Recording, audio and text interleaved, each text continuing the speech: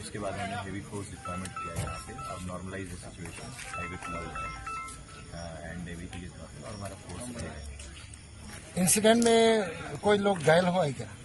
Incident में जो है अभी एक्सीडेंट में एक व्यक्ति घायल है बट बहुत सीरियस नहीं है और जीबी में ट्रीटमेंट ले रहे हैं।